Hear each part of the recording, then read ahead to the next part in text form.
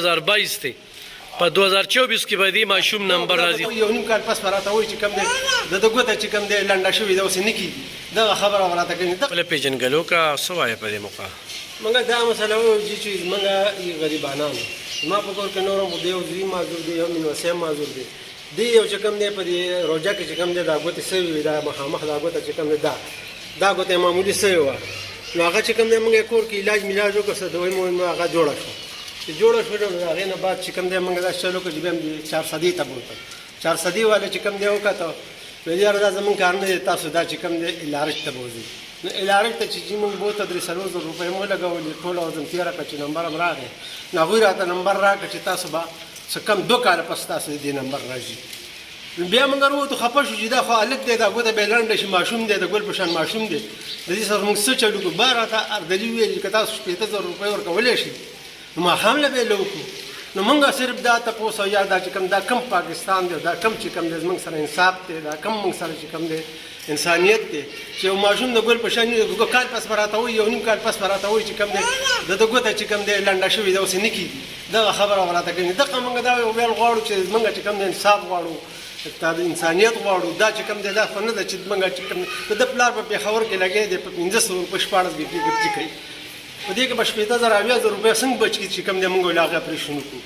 دغه چټۍ لیکه راته وښیه.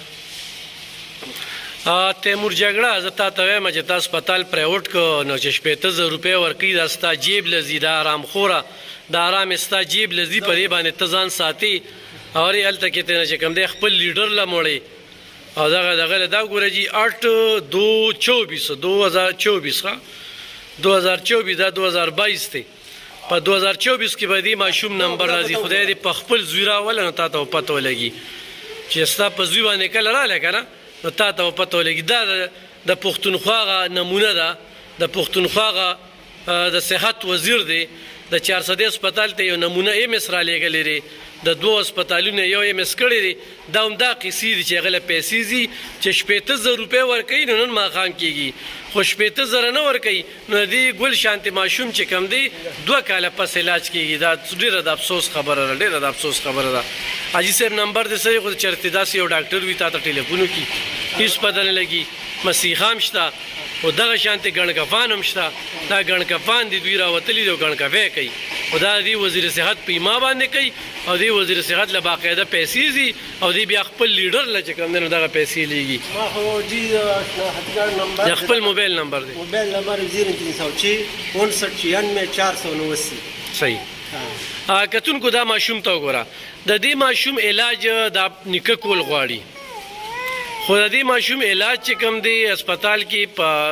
پرایوټ کې نه په سرکاري کې کول غواړي دی په دې نیت تلو چې علاج خو سرکاري هسپتال دی نه هغه خو ټیکهداري نظام دی خو د ده نه 1 لک غواړي خو 15,000 غواړي خو خرڅه غواړي نو هغه ترې نه غوښتي شي ځکه چې هغه پرایوټ کړی راتلونکي وخت کې 400 هسپتالونه هم پرایوټ کېږي نو د پرایوټ هسپتال کې بیا تپوس نشي کولی ځکه چې دغه وزیر صحت دغه نمونه چې ده به د جهانګیر ترین منشیتوب کو او دله دا 2 وزارت یې ورکړي 2 وزارته او اوس دې وخت کې چې کوم دی د صحت د هسپتالونو هغه نظام چې کوم دی هغه درخم برخم کو تس نسې کو دا د ګلشان ماشوم چې کوم دی د علاج به کېږي خو په 15,000 روپۍ کې نه د علاج بالکل پرې به کېده. نو ډېر افسوس دی سهار وختي چې کوم دی دا مشر راغلی دې لپاره راغلی چې د انصاف هم غواړي او د خپل نوسي علاج کول هم غواړي 2 کاله ټیم یې ورکړی ډېر افسوسناک خبره ده. مننه.